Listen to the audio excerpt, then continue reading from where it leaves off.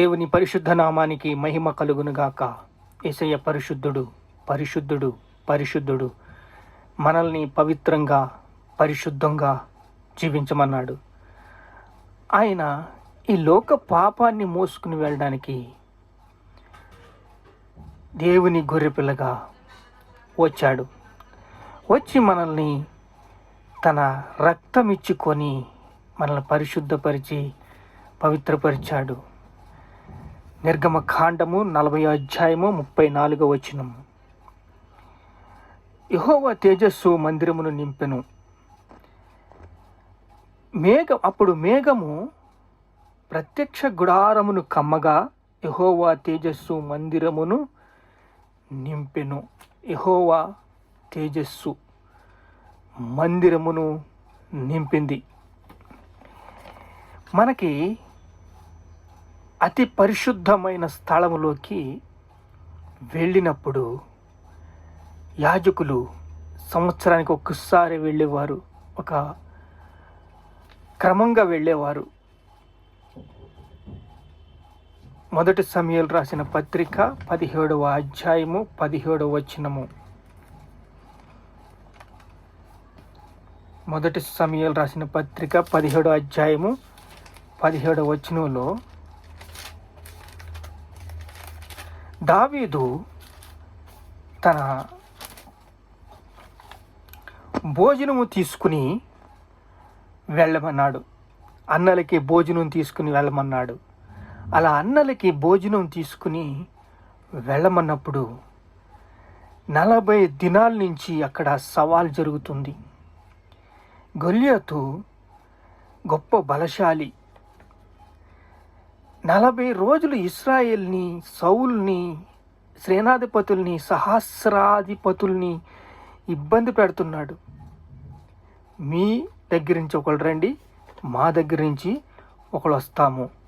దేవుని సంకల్పమేమో ఇలా జరగాలని దేవుని వాక్యము, దేవుని వాగ్దానము అక్కడ దావీదు రహస్యంగా అభిషేకించబడ్డాడు. యెషయా వచ్చి ఒక దూడని వధించి, అలా వధించినప్పుడు అభిషేకం చేశాడు. అలా అన్నలకి తెలుసు, అందరికీ తెలుసు. ఈరోజు అభిషేకించబడటం అంటే అందరికీ తెలిసిందే. కానీ తర్వాత శ్రమలు, కష్టాలు, ఇరుకులు, ఇబ్బందులు ఎదురవుతూ ఉంటాయి. అలా ఎదురైనప్పుడు యుద్ధము యెహోవాదే అని గట్టిగా నమ్మిన దావీదు ఏం చేశాడు? ఆత్మీయ పోరాటంలో, ఈరోజు ఆత్మీయ పోరాటంలో మనము ముందుకు వెళ్తున్నాం. అలా ఆత్మీయ పోరాటంలో వెళ్తున్నప్పుడు 17వ అధ్యాయము 17వ వచనంలో దావీదు పిలిచి, యెషయా తన కుమారుడైన దావీదును పిలిచి, నీ సహోదరుల కొరకు వేయించిన ఈ గోధుమలు 1 తూమెడు 10 రొట్టెలను దండులోనున్న నీ సహోదరులకి త్వరగా పొమ్ము, మరియు ఈ 10 జొన్నగడ్డలను తీసుకుని పోయి వారి సహస్రాపదులకు ఇమ్ము. ఆ సహోదరులు క్షేమంగా ఉన్నారో లేదని తెలుసుకుని రమ్మన్నాడు. అలా వెళ్ళిన దావీదు అక్కడ ఏం జరుగుతుంది చూస్తే, యుద్ధం జరిగింది, వధ జరిగింది. ఒక రాయి తీసుకుని కొడితే నుదుటి మీద తాను చనిపోయాడు. అలా చనిపోయిన తర్వాత తన కత్తి తీసుకుని తానే వధించేశాడు. కాపరి, గొర్రెల గొప్ప కాపరి యేసు. ఈ గొర్రెల గొప్ప కాపరి యేసు దావీదు కుమారుడు, యేసుక్రీస్తు అని పిలువబడ్డాడు.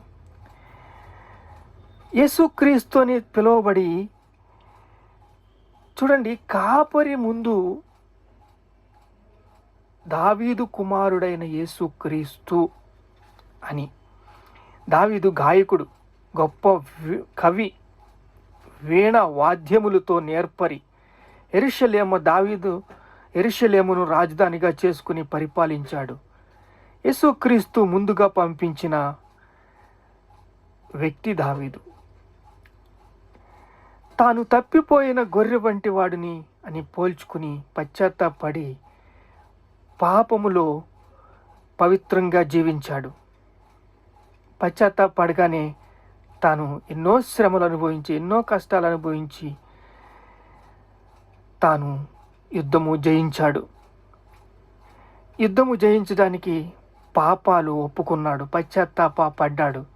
నా అతిక్రమములు తుడిచివేయము, నా దోషములు పోవునట్లు నన్ను బాగుగా కడుగుము, నా పాపము పోవునట్లు నన్ను పవిత్రపరచుము అని దావీదు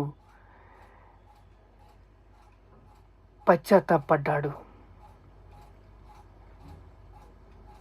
దావీదు దేవుని హృదయానుసారుడు.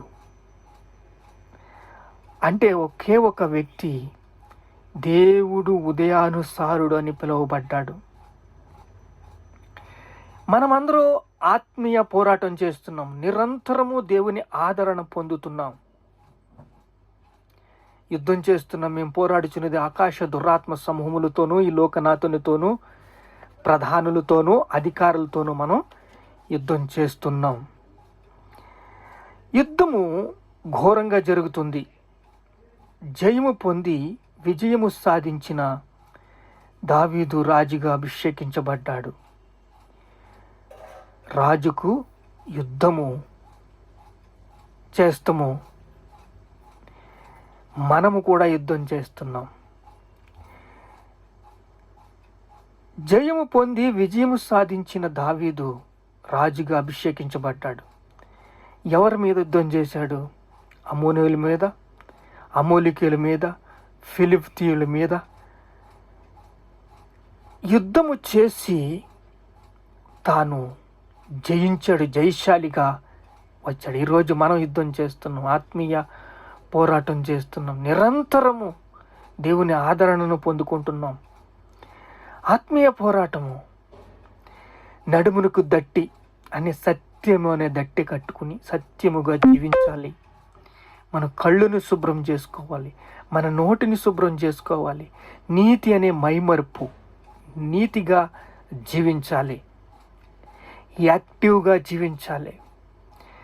నీతి చూడండి, నీతిమంతుని విజ్ఞాపన బహు బలము గలది.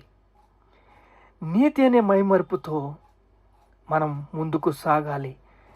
పాదములకు సమాధానం అనే సువార్త సిద్ధమైన దట్టి జోళ్ళు.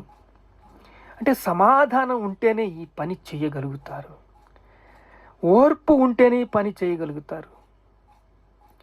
విశ్వాసం అనే డాల అనుక్షణము తుస్సుమని గాలి తీసేస్తాడంతే, ఎమ్మటనే మన పీజులన్నీ ఎగిరిపోతాయి. సైలెంట్, మౌనంగా ఉంటాం. మళ్ళీ దేవుడి వాక్యం మనతో మాట్లాడుతూ ఉంటుంది. విశ్వాసం అనే డాల, రక్షణ అనే స్థిరస్త్రాణము.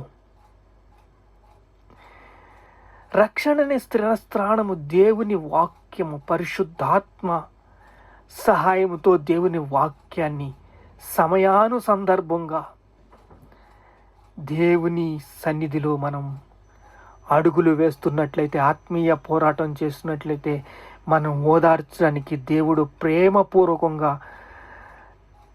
ఆయన కృప ఎంబడే కృపను అనుగ్రహిస్తాడు.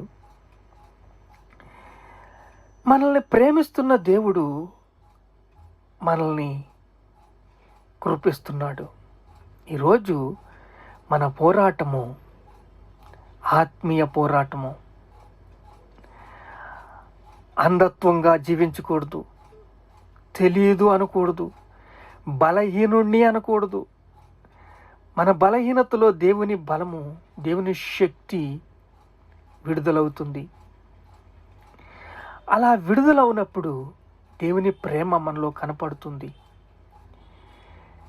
మనము జయించాలి అంటే జయ జీవితము కలిగి ఉండాలి. అలా జయ జీవితము కలిగిన జీవితాన్ని దేవుడు కోరుకుంటాడు. మన జయ జీవితాన్ని దేవుడు అనేక విధాలుగా ద్వారాలు తెరవబడతాయి.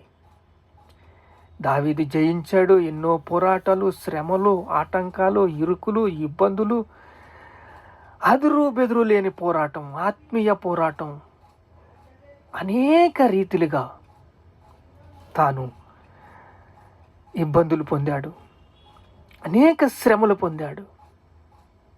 ఈరోజు మన పోరాటంలో దేవుడు మనకి తోడుగా ఉన్నాడు. మనం నిలబడతామేమో అని దేవుడు చూస్తున్నాడు. అంతమాట అలిగితే అది ఆత్మీయ ప్రయాణం కాదు. ఆత్మీయ ప్రయాణానికి ఎప్పుడు దేవుని కృప తోడుంటుంది, ఆదరణ మనకుంటుంది. ఆదరణతో మనం నడుస్తాం. మన పోరాటము నిరంతరము అద్భుతమైన పోరాటం. మన పోరాటంలో అనేక ద్వారాలు తెరవబడతాయి. దేవుడు మౌనంగా లేడు, మనల్ని సిద్ధం చేస్తున్నాడు, యుద్ధానికి సిద్ధం చేస్తున్నాడు. యెహోవా నా కాపరి, నాకు లేమి కలగదు. దేవుడు వాక్యం మన హృదయంలో ఉందనుకోండి, మనకి లేమి ఎప్పుడూ ఉండదు. ప్రార్థన చేసుకుందాం. మహాపరిశుద్ధుడైన తండ్రి, నీతి అనే మైరుపుతో, సత్యమనే మార్గములో, అయా విశ్వాసం అనే డాల్లో మేము యుద్ధం చేస్తున్నామయ్యా. అద్భుతమైన యుద్ధము మాకు నేర్పించావు, బలపరిచావు, స్థిరపరిచావు, సిద్ధపరిచావు. మేము పోరాడుచున్నది ఆకాశ దురాత్మ సమూహములతోనూ, లోకనాథులతోనూ, ప్రధానులతోనూ, అధికారులతోనూ. యుద్ధం జయించినప్పుడు మనం జయశాలిలుగా ప్రతి అడుగు ముందుకు వేసుకుంటా అద్భుతమైన ఆత్మీయులంగా తండ్రి, జయశాలిలుగా జయించే కృపను దేవుడు అనుక్షణము మనలో పెట్టాడు. సిలువెక్కి, రక్తం కార్చి, కొట్టబడి, దున్నబడి, చీల్చబడి ఆయన అద్భుతమైన ఆత్మీయులుగా, మన కాపరిగా మనల్ని బలపరుస్తూ, స్థిరపరుస్తూ, సిద్ధపరుస్తూ, దేవుని ప్రేమ మనలో ఇస్తూ అద్భుతమైన కృపను అనుగ్రహించిన దేవునికి స్తోత్రం, స్తోత్రం, స్తోత్రం. ఘనత, మహిమ, ప్రభావాలు మీకే చెల్లిస్తున్నాము తండ్రి. ఆమేన్.